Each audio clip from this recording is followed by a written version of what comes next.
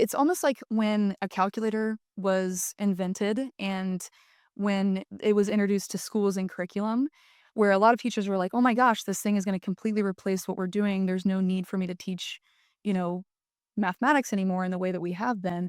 But instead, it's actually augmenting and it's making that process easier and better, so then you can do much higher level and more complex thinking.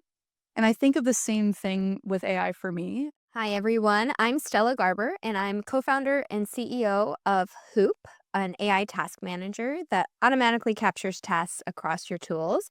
And I'm here with one of our customers, Ashley Artrip. Ashley, tell us all about yourself. Yeah. Well, first off, thanks so much for having me here. I am a huge Hoop fan, and I feel like my life has just gotten so much better as a result of using it. So happy to chat about that. But a little bit about me. So I'm a go-to-market engineer here at Clay. Very familiar with kind of all the AI tooling. Part of my job is essentially to stay on top of all the trends and test out the best tools and software. A lot of times, what my day looks like is building Clay tables and getting technical with our enterprise customers, which is really fun. But I also do a lot of context switching between meetings because my role is very customer facing. So I have meetings going on. That's kind of the engineering part of the role. It's very fun. Prior to this, I was a co founder of a startup that I started and sold. It helped folks make career transitions. A lot of my career and my background is actually thinking about how to help people make the most out of their strengths and how that shows up in their day to day lives at work, and then also just kind of keeping track of all the ways that the workforce is changing and how roles are changing. It's very fascinating. And so I feel like in my role at Clay now, it's like kind of a convergence of those two interests of mine. And it's really fun to do that on a day to day basis. That's awesome. So, speaking of day to day, you mentioned you were in a lot of meetings. What does a typical day look like for you? Yeah, man, it kind of varies day to day and kind of what's going on in the quarter. But I would say, just generally speaking, I would have minimum of probably 3 to 5 meetings, current customers, prospective customers. And for whenever I'm not in a meeting, I'm finding time to essentially build things, create solutions, prepare presentations, and really kind of do the engineering components of the role. Oftentimes, my kind of day bleeds into the evening. I'll take a break, do some exercise, and then get back into some of the more deep type of work at the end of the day, which I actually find to be really good. Either it's like I'll do it first thing in the morning, I'll do it in the evening. And I find that it really helps me keep that one specific track mind versus getting distracted and getting a meeting on my calendar all of a sudden. So, yeah, it's a little bit of technical processes and building clay tables. It's also looking at other AI tools and trying to stay on top of those, which is really, really fun for me. And then again, like I said, talking with folks and really trying to understand their go to market motions and how Clay could potentially help with that. It sounds like you've got a lot going on.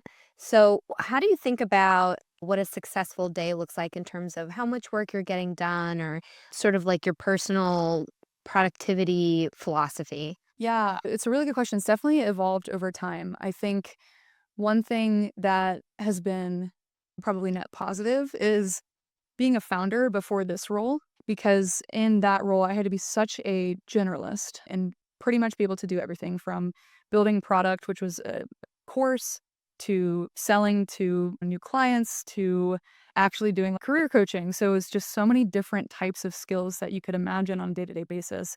Now, in my role at Clay, I think of productivity much differently because there's kind of one clear focus to the role, which is really important. I think just in general for productivity is knowing what things distract you and making sure that you mitigate any chance for that happening during the day. So I like to start my day by kind of looking at the meetings that I have. What really is success for me in a single given day is how well did I show up for the people that were counting on me for something that day?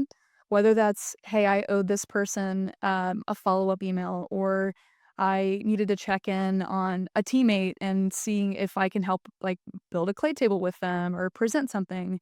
And I know that kind of is a little bit more reactive than proactive, but I actually do think if I'm doing that, then I'm doing my role really well. So I love to think about what meetings do I have. We actually automate a meeting brief, and that's what I read in the morning. So I'll have my coffee. I'll read which accounts I'm working with that day. Clay kind of summarizes this and it puts it into a Notion doc, which I really love. And then from there, I'll know exactly who I'm talking to, where we left off with our last conversation if we've had a conversation before. And so it just kind of mitigates that, like, "Oh, man, what did we talk about last time, and what do I need to do before then?" It just makes things a lot faster, and I think even before that is making sure that you're listening well and capturing exactly what you need to do on those calls so that when that next day rolls around, you're ready to go and you've accomplished those things. I am somebody who diagnosed with ADHD. I actually didn't know I had ADHD until I was 19 years old. So I kind of found out later in life. And when I found out, I was like, oh my gosh, this explains so much. I wish I knew this earlier. And one of the things that I definitely struggle with when it comes to my ADHD in my work is I get so excited about things. I want to explore everything. I love talking to people. I love extracting things from them. People have always been the most fascinating thing to me, both in work and just in life in general. And so, what I have to pull back on from that excitement is saying yes to everything.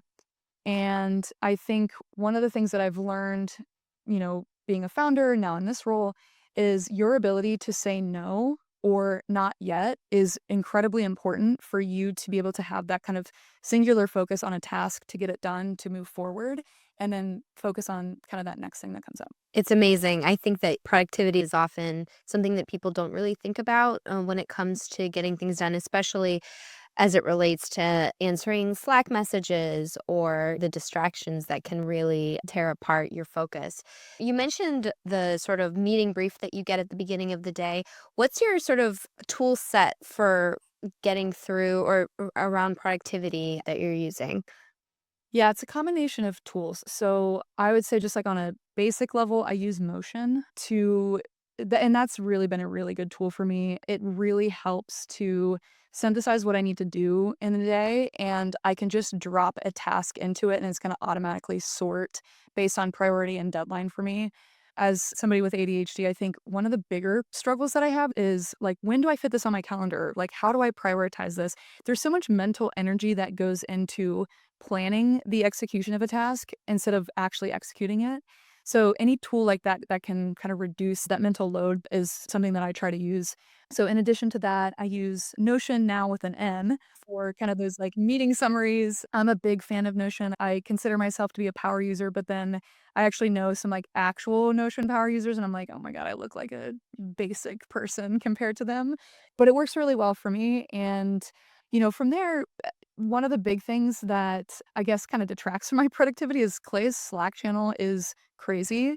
There are so many channels, there's so much going on, which is a product of, you know, so much adoption in the space for us. All of these are champagne problems, good things to have. But any type of reducing the noise is really helpful, and also, there are just so many things that happen on Slack when I'm in meetings or if I'm trying to get something done before I meet with a customer or with a client. Hoop has done a really good job of just being my eyes and ears when I'm not in the room or monitoring the Slack, so to speak, and there are things when it comes to the actual call itself. I use Gong to record the call, which has been really helpful. In addition to that, I also have the Hoop app in there as well, which is keeping track of more of this to-do list, and then Gong kind of listens to it more from a sales strategy, opportunities to uncover. They have some pretty cool coaching features as well. One of the, account executives that we work with at Gong showed us our rankings of who follows up the quickest, who talks the longest, and I had no idea you guys had the ability to look at all that. It's good to have those things, but I think the key really is translating all of that good energy that is talked about in meetings to actual execution. It was funny, the other day I was actually thinking to myself, I was like, "Man, I feel like my whole self has changed, who I am at work and in life, because I feel like I'm a professional executor now versus when I was a founder, I felt like I had to be the eyes and ears of everything and thinking about things that I don't have to think about anymore as now kind of an individual contributor. And so everything that I do now, even in my personal life, I would run circles around my old self and my ability to get things done. Last night, I built my birthday calendar. I'm having some friends stay with me in Salt Lake City. It's like an extended period of time. There are activities that we're going to do throughout it. I'm making an RSVP list, tracking people when they fly in and out, all those things. I would never have done that if it were like a year and a half ago. I'd be like, "Ah, yeah, I'll just throw it into a Google Sheet and, maybe somebody would look at it or maybe not." But I think it's definitely bled into like my personal life as well. So you mentioned part of your role is checking out all the new AI stuff, which obviously there's something new like every day, every hour. What are some of your favorite either tools or trends or ways you think that AI is really going to change how people work in the next year? Especially because I think clay really as a product itself is really mind blowing once you Yeah. use it. I've used clay and I'm like, "Oh my god, I'm just scratching the surface of how powerful." Yeah. And, as considered to be a full stack go to market engineer, there's just so much change and there's so many ways that you can execute things within Clay. I think that's actually kind of the beauty and what keeps people so intrigued with it is that there are kind of limitless things that you can do with the product. One thing that I'm really curious about right now is AI bots and agents. So, one thing that, you know, I think a unique perspective that I do have in this is seeing so many people change careers and making that painful switch from one industry to the next, or kind of recognizing that I'm unhappy in my role, but I have golden handcuffs. Seeing that, and then also seeing kind of the rise of AI agents who will automate a lot of kind of tasks that make people unhappy or just kind of drain them, the things that don't make you excited or the things that don't contribute to you getting into the state of flow at work. I'm excited about that, but I'm also, I feel a little bit of caution because what I wouldn't want to happen is that, there comes a time where the early adopters know everything about the AI bots and can automate a ton of work, and then the folks that may not have access to information about, AI agents and the ways to do things, particularly small business owners, because I have such a soft spot in my heart for them as a former small business owner. Being left behind is something that scares me, but I also think that whether it's like an AI bot or a new tool that has nothing to do with AI, evolution is something that everybody should be focused on in their career and in their role, and Mhm. essentially expect for your skills to have to evolve over time. So that kind of was a long-winded way of saying I'm very intrigued by AI bots and their ability to kind of execute tasks. Crew AI would be a really cool resource for you all to check out. So they're kind of like, one of the bigger platforms. They also do teaching on how to create an AI bot. Another tool that I'm curious about is Delphi. So you can basically create a ChatGPT version of yourself to answer questions. I actually used it and I tried to supplement my career coaching with that when I had clients. I've written a book on career design and examples and stories and all that stuff, and I've packed it into this book, and I actually uploaded it and Mhm. was able to leverage that knowledge in that tool, and to me, that's, like, the best use of AI is Ashley bot? this information. Yeah, yeah, yeah. It wasn't called AshleyBot, but I love the idea of molding the 2 things of being helpful and Mhm. empowering people with things that they need on making their lives easier so they can free up and do things that are higher on Maslow's hierarchy of needs, if you will. Totally. I'm curious, I feel like you have a little bit of a dichotomy where you're on the cutting edge of the AI stuff, but then you're also talking to enterprise customers who maybe aren't necessarily the most tech savvy.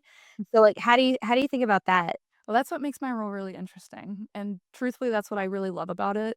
In my interview process with Clay, I kind of flat out told them that I have never really been in a sales role. I've sold a company, which definitely there's a natural kind of sales skill that you need to have in order to do that. And their kind of reaction was, okay, that's totally fine. Our sales team is made up of non-sales individuals. But they said kind of like, "What is your style then if you aren't naturally trained in that?" And my answer was, "Well, I'm a teacher. Everything that I feel like I've ever done is, 1, being a bad student because a lot of it was ADHD that I didn't really know. But when I've gotten into the world of work, I was like, "Oh my gosh, I love teaching. I love helping people grow and all those things." And so when it comes to working with enterprise organizations, it actually puts me in a really, place of a zone of genius, if you will, because really what I'm doing is just teaching them a tool. And beyond that, the more difficult part of it is the change management piece. And to me, that's, like, really fun because my whole background is, like, helping people change and grow and evolve their careers. Same thing if you're implementing a tool at an enterprise organization. It's gonna take an adjustment period. It's gonna take reskilling, thinking about things in a different way, having the ability to zoom out and say, "Okay, what are we actually doing here, and is there a more effective way of doing it?" That's, like, my comfort zone, and so there's been a really good fit for me in this role because that's just so second nature to what I do. I just wanted to ask you maybe one last thing, bringing our conversation full circle around like your own personal productivity, AI, what you are expecting in the next year or two. How do you think the way that you work is going to change? And yeah, what are you thinking about that? Truly, when I hear that question, my first kind of reaction is, "Oh, what does my gut say?" Because it is sort of an existential question, and I think everybody should be thinking about that for themselves. I love that you asked that. For me, I think it's almost like when a calculator was invented and when it was introduced to schools and curriculum, where a lot of teachers were like, "Oh my gosh, this thing is gonna completely replace what we're doing. There's no need for me to teach, you know, mathematics anymore in the way that we have been." But instead, it's actually augmenting and it's making that process easier and better, so then you can do much higher level and more complex thinking. And I think of the same thing with AI for me. I love ChatGPT. It helps me with just about everything that I wanna do. I kind of jokingly say that it's sort of like my co-founder that I like it that doesn't actually really exist because I'll literally bounce ideas off of ChatGPT. I have it help me plan things and strategize. There are so many ways that you can use ChatGPT. For me, it's how do I not deal with the things that just suck my energy and drain that aren't really in my zone of genius, and essentially kind of delegate that out to things like ChatGPT, to Motion, right? To Hoop to make sure I'm catching things that are happening in a conversation so I can stay so locked in. It's more so how can I figure out more tools to help me continue to, like, lean into that and tap into the areas of my strengths a lot more. I just think it's such an exciting time to be a professional in the world of work. I'm so glad I was born in this decade.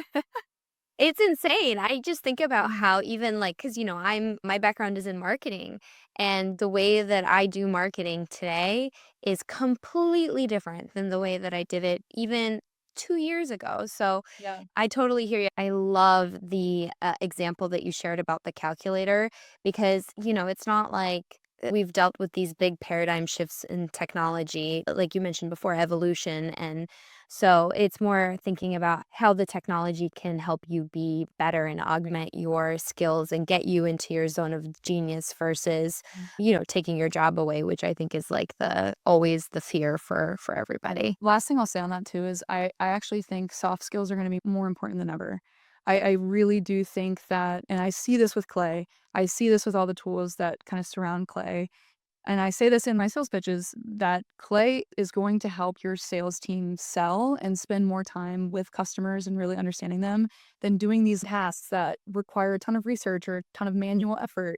And so the other thing that is really exciting is I think it's going to enable people to be more of themselves and to tap into those areas of creativity where otherwise they just wouldn't have the time or the mental bandwidth to do it. So yeah, I couldn't agree more with what you just said there. Awesome. Well, thank you so much for your time, Ashley. It was great chatting with you. Thanks for having me on.